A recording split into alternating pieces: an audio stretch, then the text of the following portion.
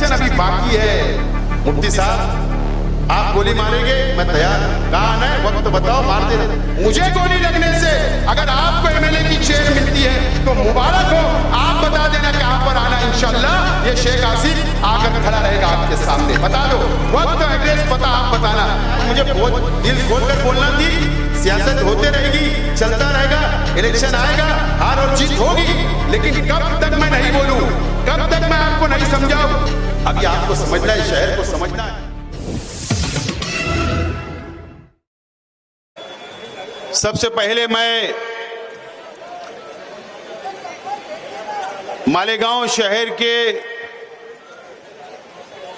तमामी नौजवान साथियों का, इस प्रोग्राम के अंदर आए वो तमामी नौजवान साथियों का शुक्रिया अदा करता हूं कि आप लोगों ने अपना कीमती वक्त निकालकर इस यूथ इजलास को आपने कामयाब किया। मैं आपका बहुत बहुत शुक्रिया अदा करता हूं और वो तमामी नौजवान साथियों का भी शुक्रिया अदा करता हूं जिन लोगों ने इस इजलास को कामयाब बनाने के लिए मेहनत की, जद्दोजहद की, दावतनामा पहुंचाया। ऐसे तमामी नौजवान साथियों का भी मैं बहुत बहुत शुक्रिया अदा करता हूं।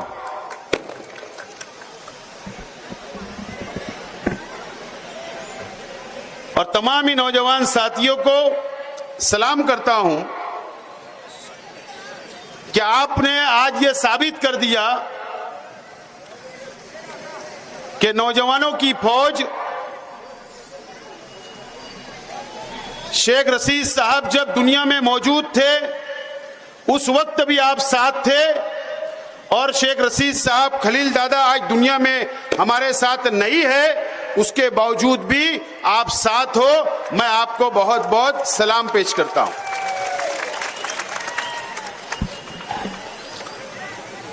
मेरे तमामी साथियों ने अपनी अपनी बातों को रखा और आपको आने वाले असेंबली इलेक्शन के ताल्लुक से और शहर के सियासी हालात के ऊपर अपनी अपनी बातों को मेरे साथियों ने रखा। सबसे पहले मैं मेरे तमामी मुकर्रिर साथियों ने जो तकरीरें की, अगर उसमें कुछ भी गलतियां हुई होगी तो मैं उनके तरफ से मैं सबसे पहले तो माफी चाहता हूं, माजरत चाहता हूं। जज्बात में कुछ जुमले निकल जाते। यह हमारा मालेगांव शहर मस्जिद और मीनारों का शहर है दोस्तों।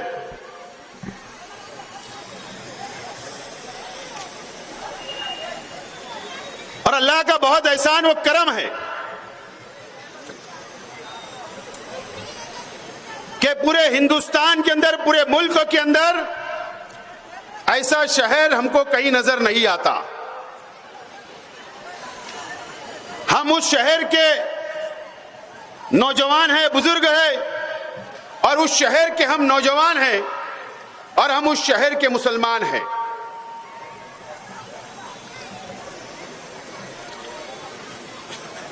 आज मैं आप लोगों से बहुत ज्यादा वक्त तो नहीं लूंगा, लेकिन आज आप लोगों को यहां बैठकर यह मालेगांव शहर, तारीखी शहर, पूरे मालेगांव शहर की आवाम को सोचना पड़ेगा, समझना पड़ेगा कि आज हम कहां खड़े हैं, आज हम किस मोड़ के ऊपर खड़े हैं, हमारा मुस्तकबिल कहां है, हमारा शहर कहां जा रहा है, हमको कैसा बुज़दिल बनाया जा रहा है, हमको कैसा कमजोर बनाया जा रहा है। यह आज हम लोगों को सोचना है, समझना है और आने वाले दिनों के अंदर आपको फैसला करना है।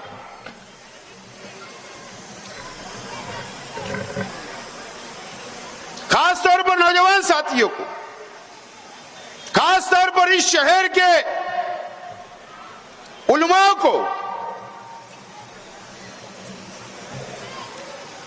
फैसला करना है आने वाले दिनों के अंदर हमको क्या तय करना है। इस महाराष्ट्र के अंदर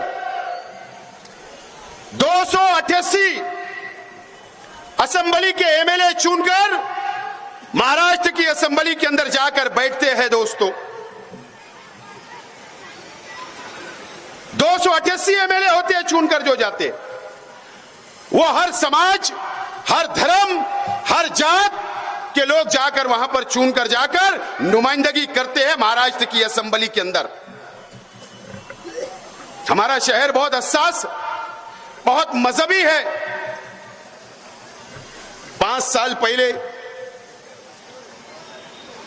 2019 में यह शहर ने एक फैसला किया, शहर के नौजवानों ने फैसला किया, शहर की मां बहनों ने फैसला किया, शहर के बुजुर्गों ने फैसला किया, शहर के उलमाओं ने फैसला किया कि एक आलिम, एक मुफ्ती शहर का एमएलए बनेगा और वो असेंबली के अंदर बैठेगा, शेख आसिफ नहीं चलेगा।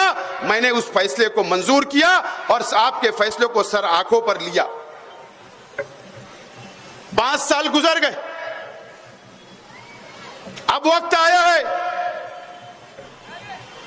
कि 5 साल का हिसाब आपको लेना है, यह शहर की आवाम को लेना है, यह शहर की मां बहनों को लेना है, यह शहर के बुजुर्गों को लेना है। अब आपको हिसाब लेने का वक्त आ गया है।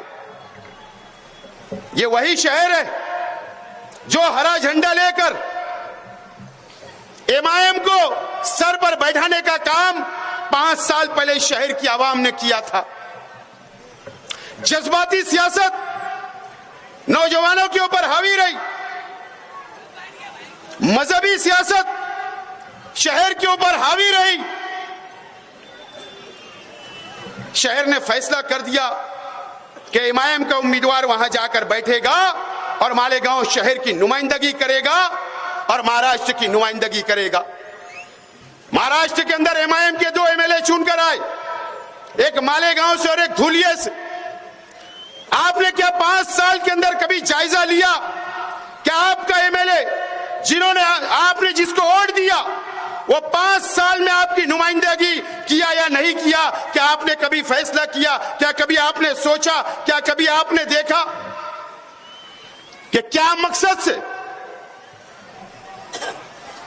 क्या जिम्मेदारी आपने वहां सौंपी थी? क्या आपने कभी उसका जायजा लिया? आज वक्त आ गया है कि आपको जायजा लेना पड़ेगा दोस्तों। अगर कोई एक एमएलए चुनकर आता तो उसकी यह जिम्मेदारी नहीं होती कि वो उसकी शहर की सिर्फ नुमाइंदगी कर सकता।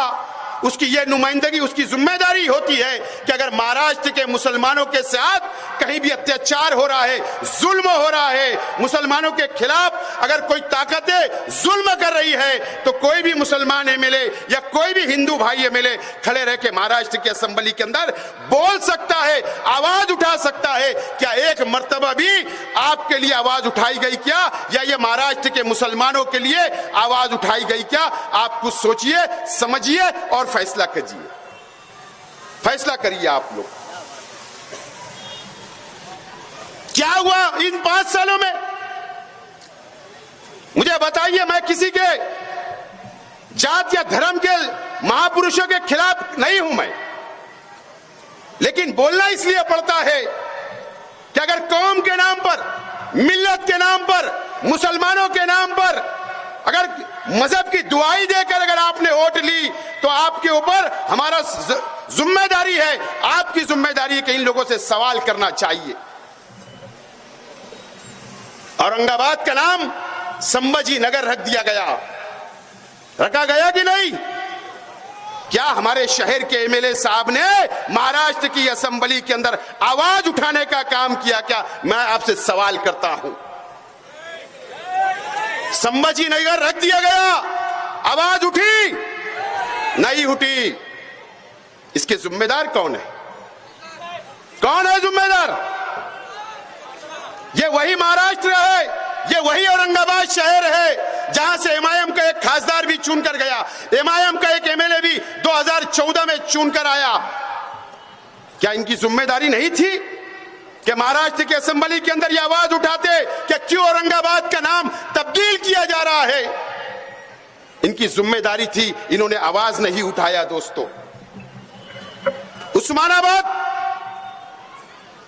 उस्मानाबाद जिला जो हम बोला करते थे, उस्मानाबाद का नाम भी इसी 5 सालों के अंदर बदलने का काम किया गया। धाराशिव नाम रख दिया गया उस्मानाबाद का। क्या यह महाराष्ट्र के अंदर 2 एमएलए चुनकर आए? क्या हमारे शहर के एमएलए ने वहां पर आवाज उठाने का काम किया? क्या कभी आपने यह सोचा? कभी आपने नहीं सोचा दोस्तों। आज अहमदनगर का नाम तब्दील कर दिया गया। अहिल्याबाई होलकर के नाम से नाम रख दिया गया। क्या हमारे शहर के एमएलए या जितने भी महाराष्ट्र के अंदर मुसलमान एमएलए थे, क्या उनकी जिम्मेदारी नहीं है? क्या ये नौजवान आपको सोचना है, ये शहर की आवाम को सोचना है, किस लिए आपने वोट दिया? किस लिए आपने वोट दिया? बताइए मुझे आप। इन 5 सालों के अंदर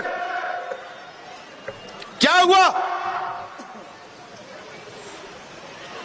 हमारे हुजूर की शान में गुस्ताखी हुई।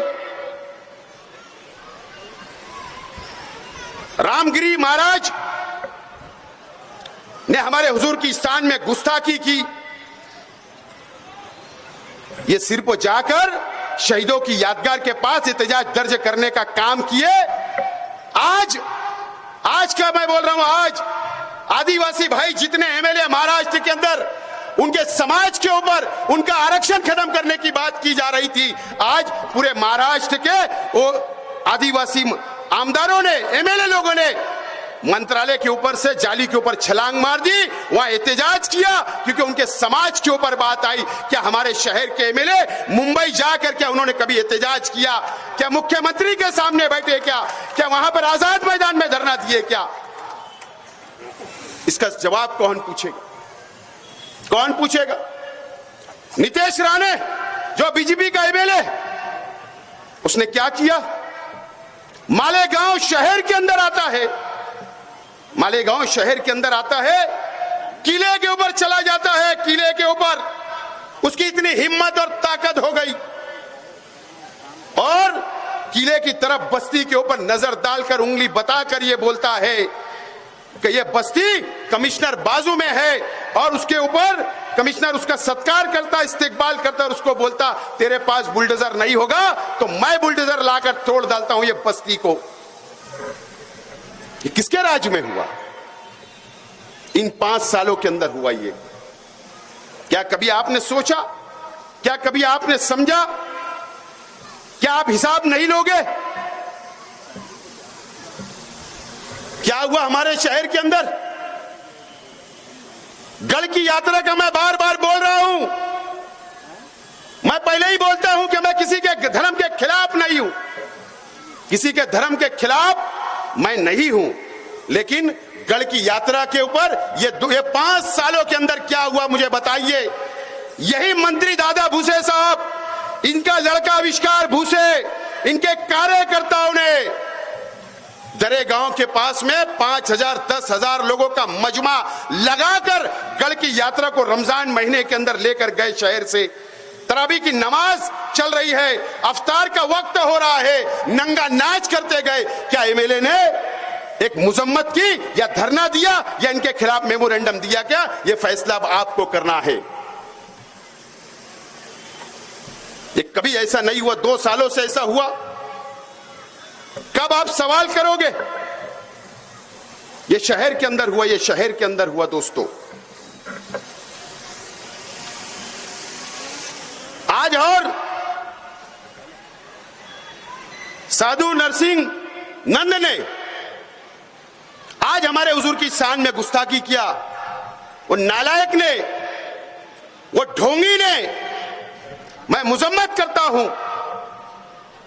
मुझे बताओ, कभी महाराष्ट्र के अंदर हमारी हुजूर की शान में गुस्ताखी होगी? कभी यूपी के अंदर गुस्ताखी होगी? कभी महाराष्ट्र के अलग अलग शहरों के अंदर गुस्ताखी होगी? तो इसका जवाब कौन देगा? कौन देगा जवाब? ये जवाब देने की जिम्मेदारी ये मुल्क जमहूरी मुल्क है, या पार्लियामेंट के अंदर इसका जवाब दिया जाना चाहिए, या असेंबली के अंदर जवाब दिया जाना चाहिए।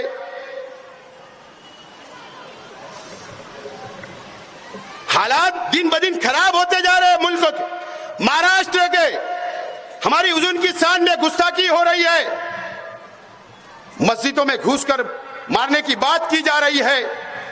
अब यह फैसला आपको करना है कि आने वाले दिनों के अंदर इस शहर का एमएलए कैसा चाहिए आपको। 5 साल आपने देखा, 5 साल आपने देखा कि नाकाम शख्स साबित हुए मुफ्ती इस्माइल साहब।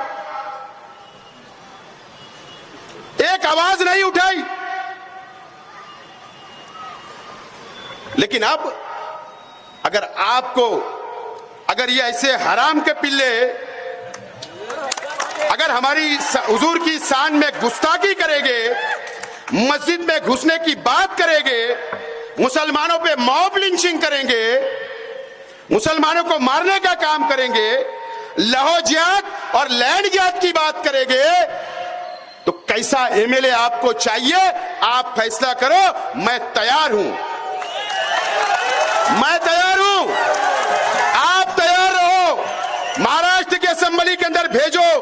कसम खुदा और रसूल की, अगर किसने भी अगर महाराष्ट्र के अंदर घूमकर हमारे हुजूर की शान में गुस्ताखी की, अगर मारने की बात की, कसम खुदा की महाराष्ट्र असेंबली के अंदर ये शेख आसिफ हाथ छोड़ने भी डरेगा उड़ेगा नहीं, नहीं डरेगा। कर लो फैसला, निकल जाओ बुजदली से। तैयार हूं, मैं तैयार हूं। ना हमने कभी पहले डरे, ना आज डरे और ना कल डरने वाले हैं। फैसला आपको करना है, शहर को करना है। मुझे बताओ भैया, फारूक सिर्फ ऐसे दे दो, दोनों दे, वो भी ला। ये क्या है भैया? ये क्या है? ये क्या है? ये क्या है? ये 2 झंडा है, ये झंडा है,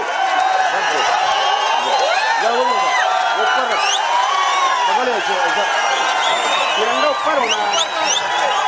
ये क्या है?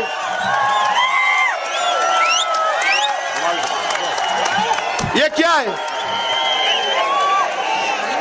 एक फिलिस्तीन का झंडा है और एक हमारे देश का जिससे हम मोहब्बत करते हैं उसका झंडा है, तिरंगा हमारा, जो हमारा गर्व है, हमको उस पर फख्र है। क्यों लहराया मैंने? क्यों लहराया यहां पर? इसलिए लहराया, मुझे कानून समझता है। कानून क्या हमारे देश की पॉलिसी, हमारे मुल्क की पॉलिसी फिलिस्तीन के साथ मोहब्बत वाली है, हमदर्दी वाली है। इसके लिए दोनों झंडा लाया हूं। मुझ पर कोई कानूनी कार्रवाई नहीं हो सकती। अगर मुझ पर कानूनी कार्रवाई करना है, पुलिस को केस करना है, अगर सेंट्रल गवर्नमेंट को केस करना है, तो पहले अपनी पॉलिसी तब्दील करो। यह शेख आसिफ आज तुमको बोलता है। उसके बाद मेरे ऊपर कार्रवाई करना। लेकिन क्या हुआ मुझे बताओ? वो वीडियो लास्ट में सुन के जाना। क्या हुआ ये शहर के अंदर? क्या हुआ मुझे बताओ। मेरा आपसे सवाल है नौजवानों। हम दुआएं करते अल्लाह से, अल्लाह ताला फिलिस्तीनियों की मदद करे। मस्जिद अक्सा के लिए दुआएं करते, वहां के मासूम बच्चों के लिए दुआएं करते, और हमारी हुकूमत से हम बोलते हैं कि फिलिस्तीन के साथ खड़े रहो, वहां के मासूम के साथ खड़े रहो, और इजराइल की हम मजम्मत करते हैं। एक नौजवान ने, सर्वे नंबर 57 का एक नौजवान, उसने ईदगाह के ऊपर झंडा लहरा दिया। झंडा लहराया था कि नहीं फिलिस्तीन का? कोई कानूनी कार्रवाई हुई, जेल गया, लेकिन उसके फौरन बाद यहां मीडिया वाले हैं,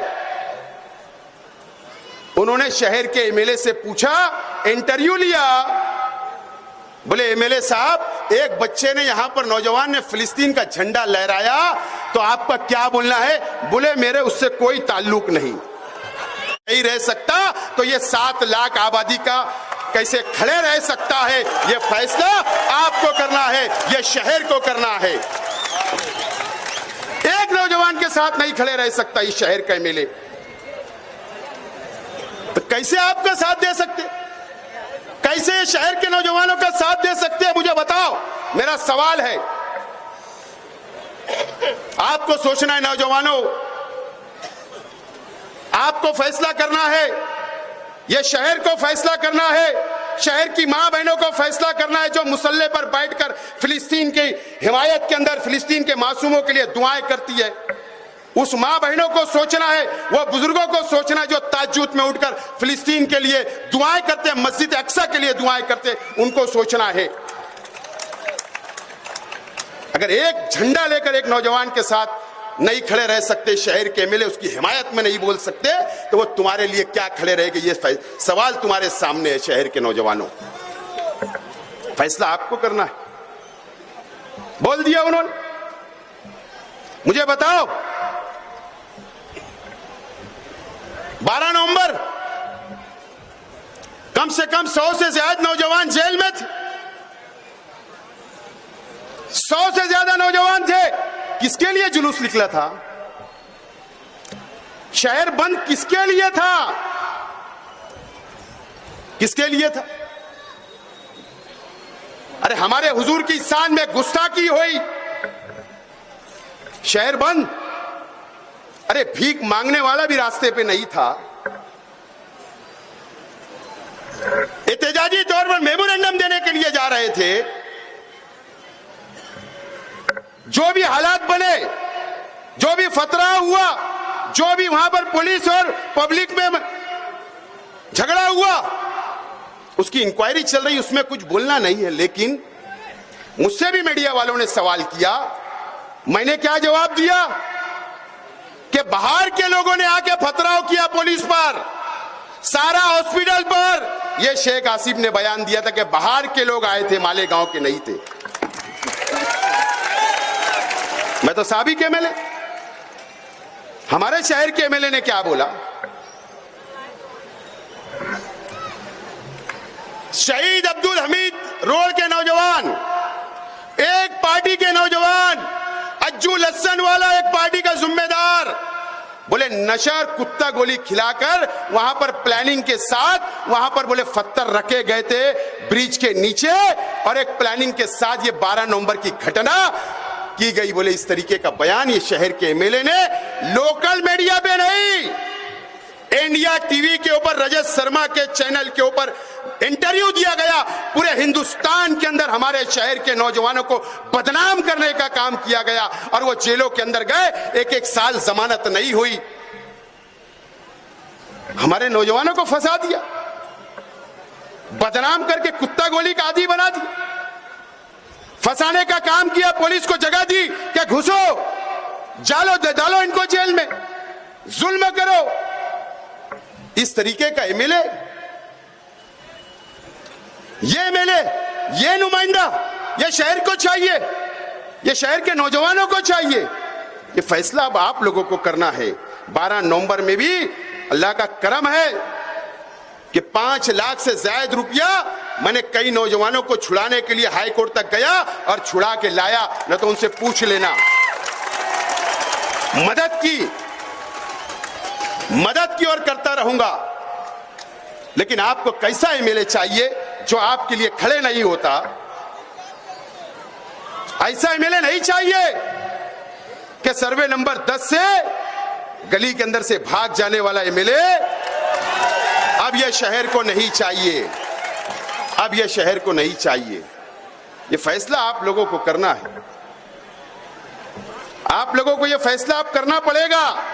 शहर की आवाम से मेरा सवाल है कि आप सवाल पूछो, नौजवान सवाल पूछो।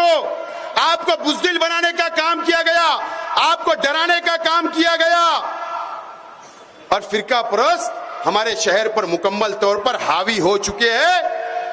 ये आप अपनी आंखों से देख रहे हैं, आप अपनी आंखों से देख रहे हैं। मुझे बताओ, कौम के नाम पर, मिल्लत के नाम पर मुसलमानों की दुआएं देकर 19 के अंदर आपसे वोट ली गई। क्या किया आज के एमएलए साहब ने?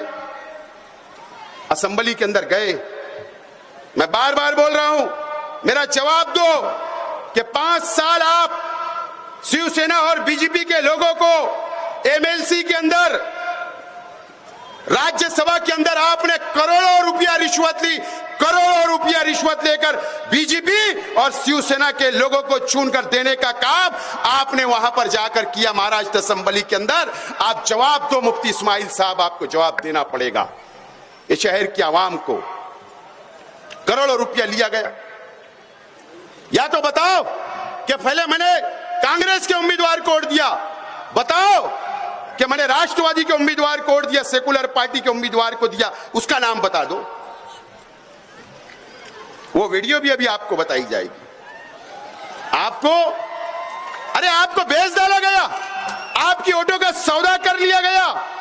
वहां पर शिंदे साहब आज के मुख्यमंत्री के साथ में जब ये चुन कर आए तो 6 दिन ये सरकारी गेस्ट हाउस में वहां पर थे वर्ली के अंदर, और 1 दिन ठाणा के एक होटल के अंदर ये थे। ये शिवसेना वाले इनको संभाल रहे थे, और आप कौम के नाम पर, मिल्लत के नाम पर आपकी वोट ले जाकर वहां बेचने का काम इन्होंने 5 साल के अंदर किया। इसका जवाब मुफ्ती इस्माइल साहब आपको देना पड़ेगा, आपको। आपने शहर का सौदा किया, यहां के मुसलमानों का सौदा किया, मां बहनों के जज्बात से खेलने का काम किया, नौजवानों के जज्बात से खेलने का काम किया मुफ्ती इस्माइल साहब। आपको इसका जवाब आपको देना पड़ेगा। इस शहर की आवाम को आप छुप नहीं सकते मुफ्ती इस्माइल साहब। आपको जब हिसाब देने का वक्त आया, हिसाब देने का वक्त आ रहा है, बस 10-15 दिन के अंदर आचार संहिता लगेगी, तो आपने क्या किया? आपने मेरे जैसा, हमारे साथियों की तरह ऐसा जलसा लेना चाहिए था। आपने 5 साल का हिसाब देना था कि मैंने ये तामीरी काम किया, वो तामीरी काम किया, ये मैंने तीर मारा, ये मैंने बंदूक मारा, ये बताना था, ये तोप मारा। तुमने तो ऐसा कुछ किया ही नहीं, कुछ नहीं किया। मुफ्ती इस्माइल साहब, मैं ईमानदाराना अल्लाह को हाजिर नाजिर जानकर एक बात बोलता हूं। देखो, मुझे अल्लाह से मैं बहुत डरता हूं, और अल्लाह से डरना चाहिए, बंदों से नहीं। मैं जहां पर मैं तबलीगी जमात की इज्जत करता हूं, मैं जमीयतुल उलमा की इज्जत करता हूं, मैं सुन्नी जमात की इज्जत करता हूं, मैं अहले हदीस जमात की इज्जत करता हूं, मैं तमामी मसलक के बहुत इज्जत करता हूं और करता रहूंगा, उलमाओं की बहुत इज्जत करता और करता रहूंगा। इसके अंदर कोई दो राय नहीं, कोई दो राय नहीं। और मुझे सबूत देने की कोई जरूरत नहीं है मुफ्ती इस्माइल साहब। अभी वीडियो, ये नौजवान जो उस वक्त 15 साल के थे, 14 साल के थे, अल्लाह का करम आज 20 साल के बैठे, वो वीडियो देखेंगे, वो वीडियो देखेंगे। ये शेख आसिफ जब 14 में चुन कर आया, और जब पहला इजलास असेंबली का नागपुर के अंदर था, आरएसएस के हेडक्वार्टर के अंदर इजलास था, आरएसएस के हेडक्वार्टर नागपुर के अंदर असेंबली का। आशीष शेलार जो बांद्रा से एमएलए है बीजेपी का, उसने जमीयतुल उलमा के ऊपर पाबंदी की बात की थी। मुफ्ती इस्माइल साहब, आप उस वक्त भी सदर थे। मेरी दुआ है मुफ्ती इस्माइल साहब, आप जमीयतुल उलमा के ताहयात सदर रहे, लेकिन ये जमहूरी मुल्क है, ये शहर की आवाम ताहयात एमएलए नहीं रखने वाली। ये जमहूरी मुल्क, यहां वोट होती है।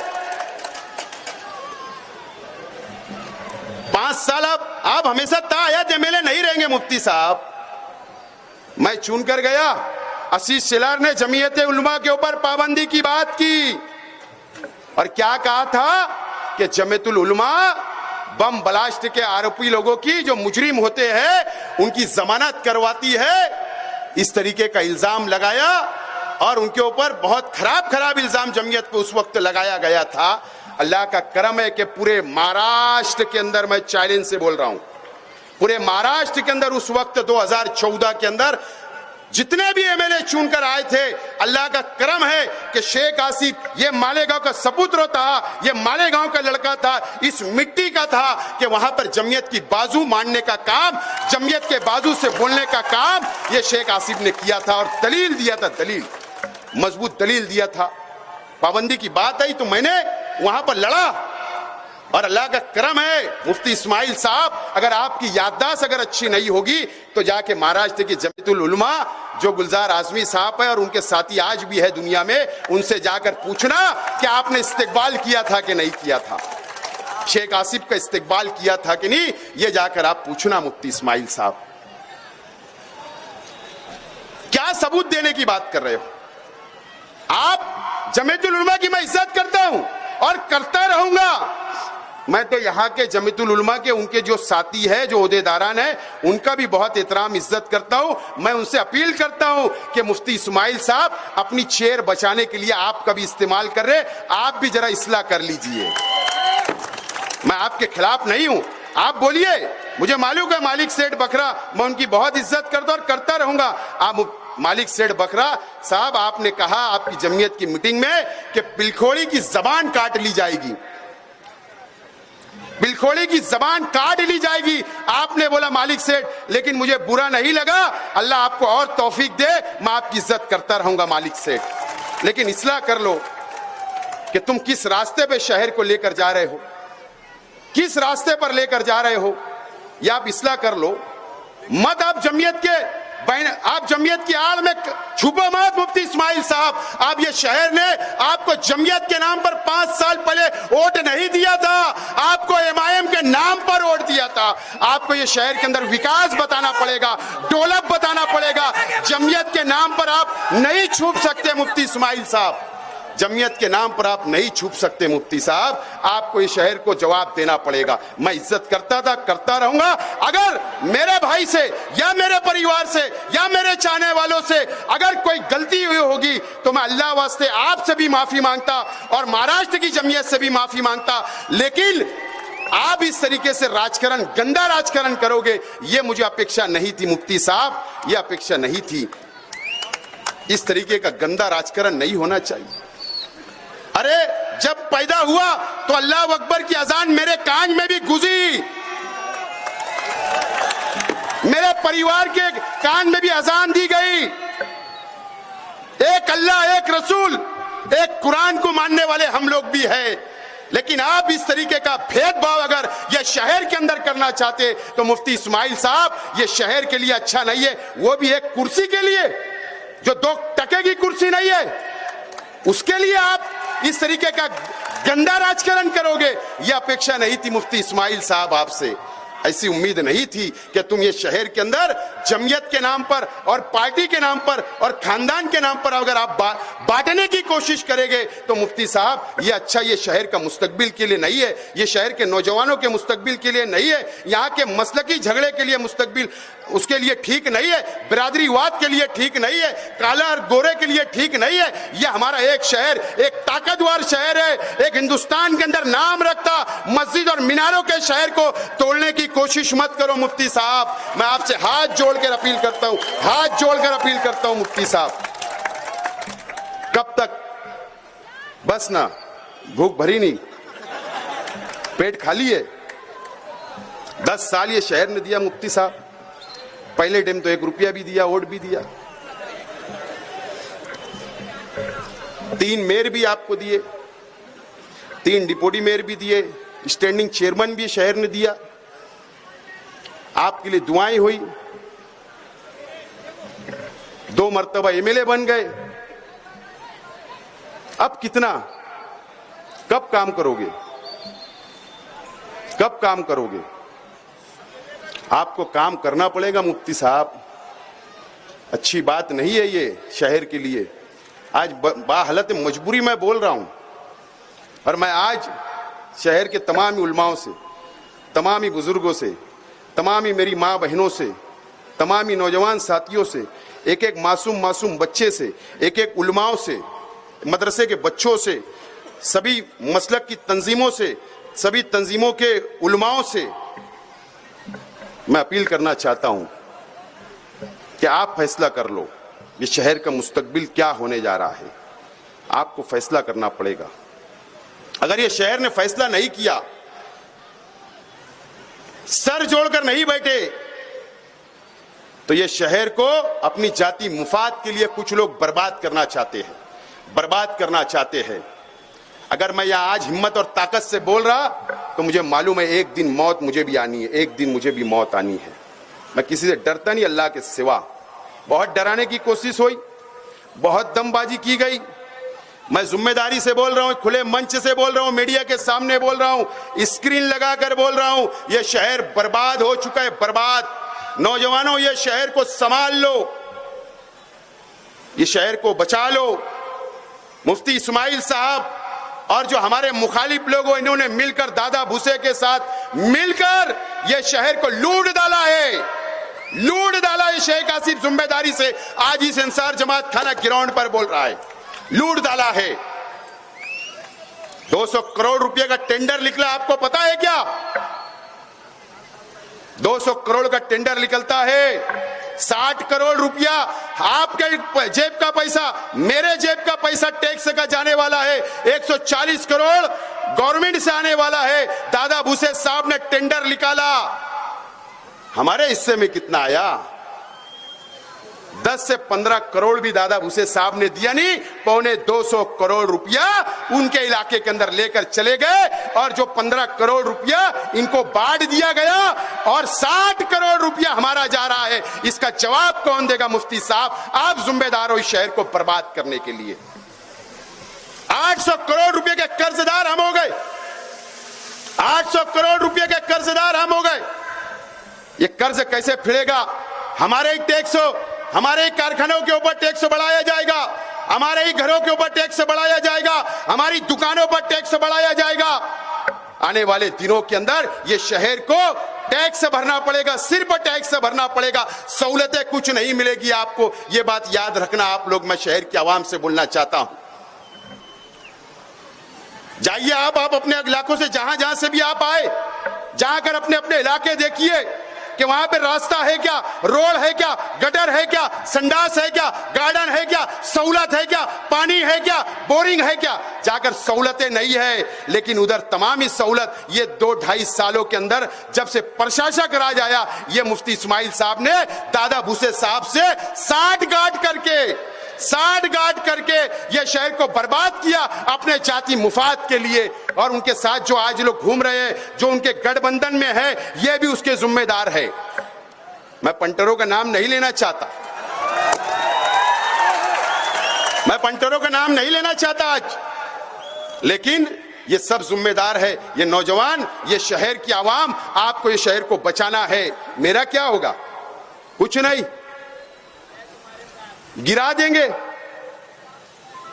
लेकिन यह शहर का नुकसान होगा। यह शहर टूट जाएगा, गरीब टूट जाएगा, अमीर टूट जाएगा, बुनकर टूट जाएगा, यह शहर बर्बाद हो जाएगा,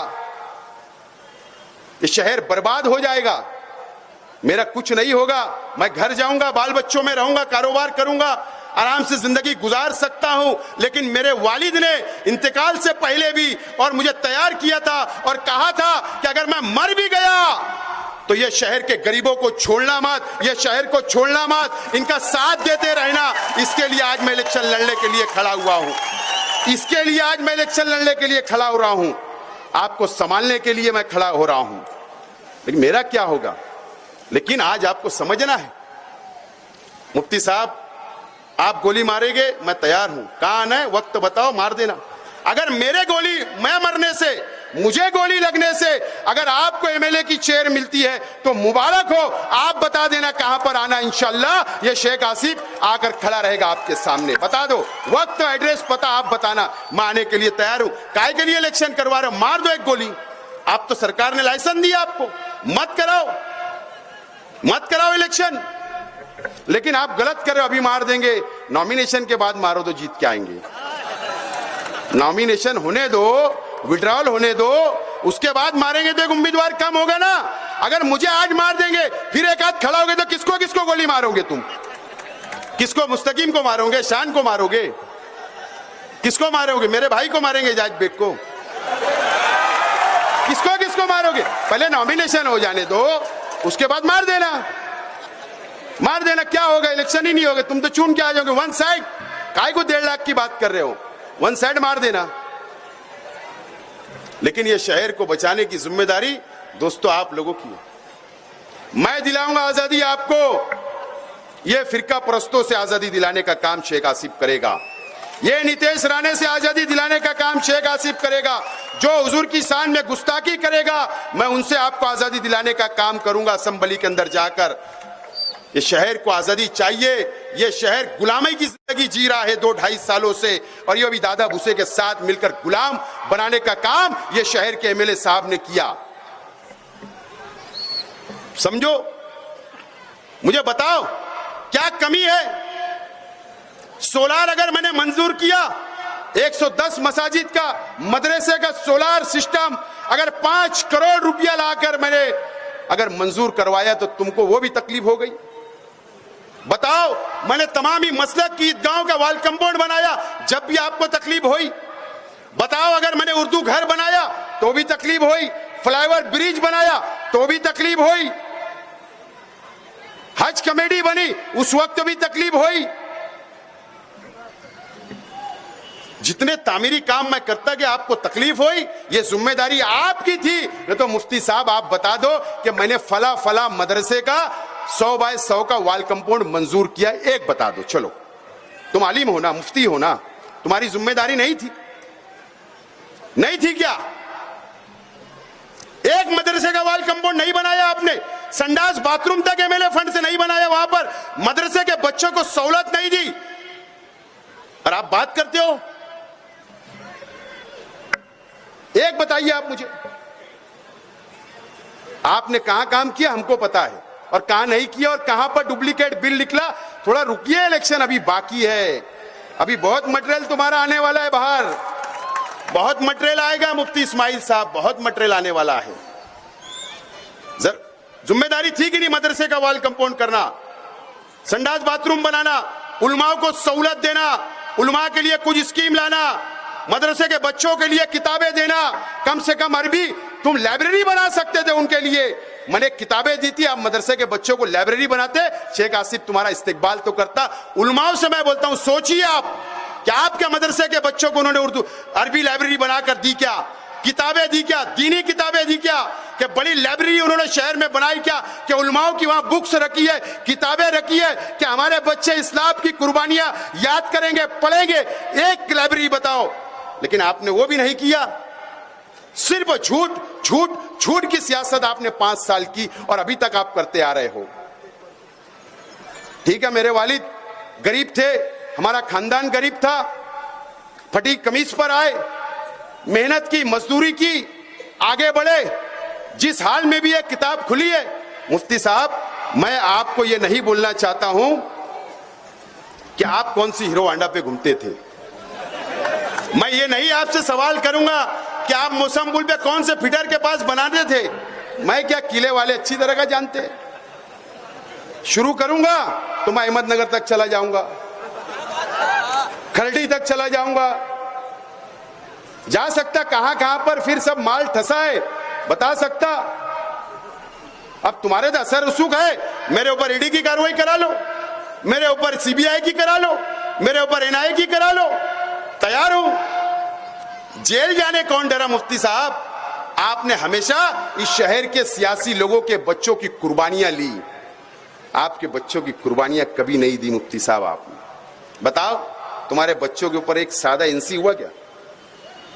सादा एक एनसी चैप्टर बनी क्या? जाकर मांडीवाल के बराबर तुम धरने पे बैठते, शेख आसिफ को अटक करो, इसको अटक करो, उसको अटक करो, इसके बच्चों को करो, इसको बच्चे पे करो, ये बराबर करते, लेकिन अपने बच्चों के ऊपर एक सादी एनसी भी नहीं बनने देते। जरा जेल भेजो, जब समझ में आएगा कितनी तकलीफ होती। लेकिन अल्लाह का करम है, शेख रशीद साहब ने हमको सिखा के गए कि अंदर क्या रहना, बाहर क्या रहना, कोई टेंशन नहीं ली, सब सीखे हमें। तुम डराओ मत कि बोले खुशखबरी मिलने वाली है किले के मीटिंग में, 2 लोग इनके घर के जाएंगे, अरे 8 दिन हो गए, मैं समझा 2 दिन में पुलिस आएंगी, 3 दिन में आएंगी, 4 दिन में आएंगी, 5 दिन, 6 दिन, 7 दिन, अरे आज 8वां दिन हो गया, पुलिस ही नहीं आई। कब भेज रहे? मैं भी इंतजार कर रहा हूं किसको तुम जेल में डालना चाहते। दोस्तों, मैं जब से प्रचार शुरू किया 2 महीने से प्रचार शुरू किया, मैं एक बात बोल रहा हूं, मास्टर स्ट्रोक बोल रहा हूं कि नहीं? मास्टर स्ट्रोक की बात बोल रहा हूं। मेरे साथी लोग से भी मैं माफी चाहता हूं, मैं इनको भी नहीं बता रहा हूं, ये भी परेशान है बहुत, लेकिन उनको इतना भरोसा है, आपको इतना भरोसा है कि जो भी मास्टर स्ट्रोक शेख आसिफ खेलेगा वो कामयाब होगा, इतना भरोसा इन लोगों को है। लेकिन अब ज्यादा इंतजार नहीं कराऊंगा, ज्यादा इंतजार नहीं कराऊंगा। आज कितनी तारीख है? 4 और 10 से 11 दिन इंतजार करो, सिर्फ 10 से 11 दिन। आपको डंडा भी दूंगा, झंडा भी दूंगा और मास्टर स्ट्रोक भी दूंगा, फिर मास्टर स्ट्रोक बताऊंगा। और इसी तरीके से मंच भी होगा उसी दिन, मीडिया भी होगी, मराठी मीडिया को भी बुलाऊंगा, शहर को आपको भी दावत दूंगा, सबके सामने मास्टर स्ट्रोक जब मारूंगा तो इंशाअल्लाह ये शहर और मेरे मुखालिफ भी चबा लेंगे।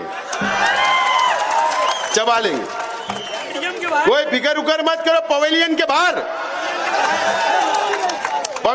बाहर इंशाअल्लाह जाएगा, फिकर करो मत। लेकिन ये शेख आसिफ आपसे वादा कर रहा है इस आज कि आपको धोखा नहीं दूंगा, आपकी नुमाइंदगी करूंगा, बीजेपी के साथ नहीं बैठूंगा, फिरका परस्त पार्टियों के साथ नहीं बैठूंगा, आपका सौदा नहीं करूंगा, कौम के लिए लड़ूंगा। कुर्बानी देना मेरे को पसंद रहेगा, जेल जाना पसंद रहेगा, लेकिन आपका सौदा नहीं करूंगा, ये बात का वादा आज आपको दिला रहा हूं। मेरा साथ दीजिए। मैं तमाम ही लोगों को बोलता हूं, आइए, अगर मुझसे जाने अनजाने में कोई भी गलती होगी, मेरे परिवार से हुआ होगा कोई गलती, तो मैं माफी मांगता हूं। आइए, मुझे समझिए, आइए मेरे करीब आइए, आइए बुनकर भाई आप भी करीब आइए, आइए मजदूर भाई आप भी करीब आइए, आइए मेरी माँ बहनें भी करीब आइए, मेरे बुजुर्ग भी आइए। एक मौका मुझे एक मौका आप दे दो 5 साल के लिए, ये शहर का काया पलटने का काम आपकी दुआओं से, मेरी माँ बहनों की दुआओं से, मेरे नौजवान साथियों की दुआओं से इंशाअल्लाह मैं इसको पूरा निभाने की कोशिश करूंगा और कोई भेदभाव नहीं करते हुए सबको साथ लेकर चलूंगा, ये वादा आज मैं अल्लाह को हाजिर नाजिर जानकर आपसे करता हूं। दोस्तों, एक मौका मुझे दे दो शहर की आवाम। मुफ्ती साहब ने कहा या किसी ने कहा कि यतीम वाली बात भी उन्होंने इंटरव्यू में कही। हाँ, मैं यतीम हूं, हाँ मेरे वालिद नहीं है, इंतकाल कर गए, हाँ मेरी वालदा नहीं है, इंतकाल कर गई, हाँ मेरे 3 चाचा इंतकाल कर गए, हाँ मैं यतीम हूं, लेकिन यतीमों के सर पर हार फेरने के लिए ये 7 लाख की आबादी है, ये मंच बैठा है, यतीम के ऊपर हाथ रखेंगे ये, और इनकी दुआओं से इंशाअल्लाह असम्बली में पहुंचूंगा और ये शहर की भी और ये महाराष्ट्र की भी नुमाइंदगी करूंगा। मैं आज को आपको कसम खाकर बोलता हूं दोस्तों, मुझे यतीम बोला गया चलेगा, जो जो बोलना है बोलिए, सब माफ, मैं सब माफ कर दूंगा। बोलिए मुझे जो बोलना है, मेरे परिवार को बोलिए, तनकीद करिए, जो आपको करना है मैं तैयार हूं। मैं आपका जवाब नहीं दूंगा, मैं आपका एहतराम करता हूं और करता रहूंगा। उलमाओं का एहतराम करता, शहर के तमामी मसलक का एहतराम करता, तमामी उलमाओं का एहतराम करता, तमामी बिरादरी का, तमामी मसलक का, तमामी नौजवानों का, तमामी बुजुर्गों का, तमामी माँ बहनों का मैं एहतराम करता और करता रहूंगा। ये शहर मेरे लिए अजीज है, कुर्सी मेरे लिए अजीज नहीं है, ये शहर की आवाम मेरे लिए अजीज है। मैं ये वादा करता हूं आज आप लोगों से। आपको कोई फिक्र करने की जरूरत नहीं है, लेकिन यहां से उठने के बाद आप जाइए, आज रात जायजा लीजिए अपना, सोचिए 5 साल पहले हमने किसको वोट दिया, वो शख्स ने 5 साल में क्या किया। नौजवान भी सोचिए, आप भी सोचिए, शहर सोचिए कि हम कहां पर भटक गए, कहां भटकाया जा रहा है, किस रास्ते पर ले जाया जा रहा है। ये संजीदगी से ये शहर को आप सोचना पड़ेगा। आपको इस्तेमाल किया जा रहा। ये शहर को इस्तेमाल किया जा रहा है, ये शहर के नौजवानों को इस्तेमाल किया जा रहा है, ये शहर को गलत रास्ता बताने की कोशिश की जा रही है। मैं बुजुर्गों से कहूंगा कि आपके नौजवान जो है वो उन लोगों को भी भटकाने के लिए गलत रास्ते पे ले जाने का काम ये शहर में हो रहा है, तोड़ने का काम, लड़ाने का काम हो रहा है, बदनाम करने का काम हो रहा है। आप अपने बच्चों को भी संभालिए, उनका भी मुस्तकबिल बनाने का सोचिए और आप भी इत्मीनान से सोचिए। शेख आसिफ गलत है, चौराहे के ऊपर आऊंगा, गलछी पकड़ के, कॉलर पकड़ के पूछना कि तूने गलत बोला, मैं माफी मांग लूंगा, लेकिन मैं गलत नहीं बोलता हूं, सच बोलता हूं। दिख रहा है बोल रहा हूं, समझ रहा है बोल रहा हूं, शहर के हालात कहा जाने समझ रहा है मुझको। फिरका परस्ती बढ़ रही है, मजीद बढ़ेगी, बढ़ती जाएगी, ये तमाम ही चीजें कौन संभालेगा? ये तो हाथ उड़ा ले रहे, ये कौन सी बात है? एक नौजवान के साथ नहीं खड़े रह रहे, ये शहर के लिए हाथ उड़ा लेंगे। बकरीद का टाइम आता, ये चले जाते, जाना चाहिए, अल्लाह उनका हज कबूल करे, मुझे उससे कोई बात नहीं है। कम से कम प्रशासन की मीटिंग लेकर जाना, बोलते एक दिन कुर्बानी बढ़ा लो, ये कौन सी बात? समक शेर वालों को बोले एक दिन बढ़ा लो। इस तरीके का एमएलए ये शहर को मिला है। समझना चाहिए हम मुसलमान हैं, हमारे भी फराइज है, हमारी भी शरीयत है, हमारा भी दीन है, हम भी इस्लाम को मानने वाले हैं, हम दीन को मानने वाले हैं, एक अल्लाह एक रसूल को मानने वाले हैं। हुजूर की तालीमात हमारे अपने पास है, कुरान ने हमको सिखाया है, रास्ता बताया है। ये तमाम ही चीजें हम समझेंगे और उसमें कंप्रोमाइज अगर मेरे जैसा आदमी या कोई सियासी आदमी बोले तो हम मान ले। एक आलिम और एक मुफ्ती इस तरीके की बातें करते हैं, एक दिन आगे बढ़ा लो।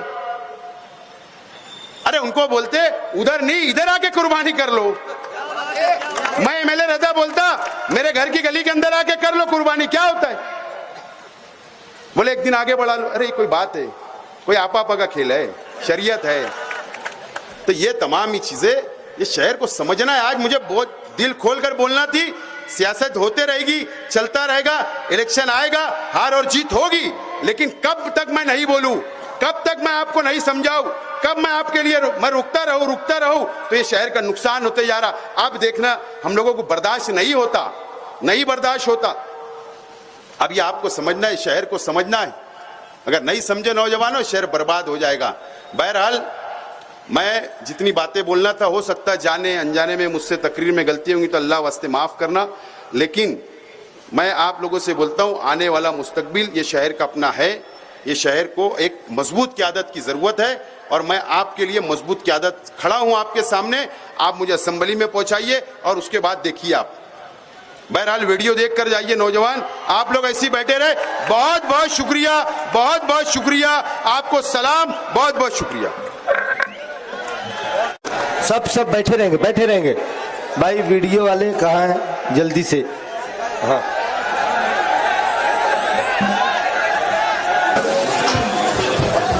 बिस्मिल्लाहिर्रहमानिर्रहीम। मैं शेख आसिफ शेख रशीद रुकन असम्बली मुंतखब हुआ हूँ, इसलिए मैं अल्लाह को आर्जी जानकर कसम खाता हूँ कि आइन के मुताबिक बना हुआ हिंदुस्तानी दस्तूर में सच्ची अकीदत व वफादारी से एहतराम करूँगा।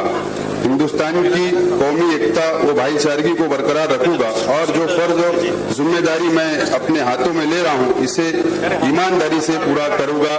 जय हिंद, जय महाराष्ट्र, खुदा हाफिज। हमारे मित्र सिरार साहब ने अभी एक बात उन्होंने उनके भाषण के अंदर कही है, मैं उनको सिर्फ माहिती देने के लिए यहाँ पर ये बात का उल्लेख करना जमीयत का वीडियो जरूरी समझता हूँ कि उन्होंने जमीयतुल उलमा हिंद की जो बात उन्होंने की है, जो उन्होंने जमीयतुल उलमा हिंद जो तंजीम है 2000 जो उन्होंने आरोप लगाया है, मैं ऐसा उनको माहिती देना चाहता हूँ। 2014 में आसिफ साहब ने जो कहा है वो सुने आप। 57 में ये तंजीम रजिस्टर तंजीम है और उसके बाद इस देश को स्वतंत्र करने के लिए, इस देश की आजादी के लिए लड़ाई लड़ने के लिए इस देश के पहले शिक्षण मंत्री मौलाना अबुल कलाम आजाद उस तंजीम के, उस संगठन के अध्यक्ष रह चुके हैं और उन्होंने इस देश की आजादी दिलाने के लिए उन्होंने कुर्बानियां दी उस संगठन ने। आप उसकी माहिती ले सकते।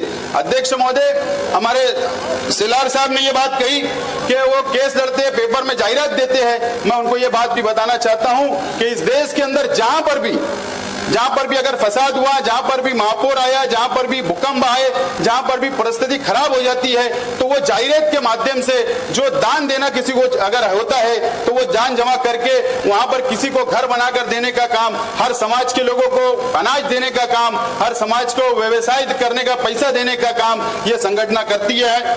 अध्यक्ष महोदय, उन्होंने एक बात और आरोप लगाया कि बम ब्लास्ट के आरोपी लोगों के लिए कोर्ट के अंदर वकील खड़ा करते हैं। ये बात जरूर है कि खड़ा किया जाता है जमीयतुल उलमा की तरफ से, लेकिन मैं ये बात आज आप लोगों को बताना, माहिती देना जरूरी समझता हूं कि जिन नौजवानों के ऊपर, जो समाज के ऊपर अगर न्याय होता है तो उसको न्याय दिलाने का काम वो संगठन करती है।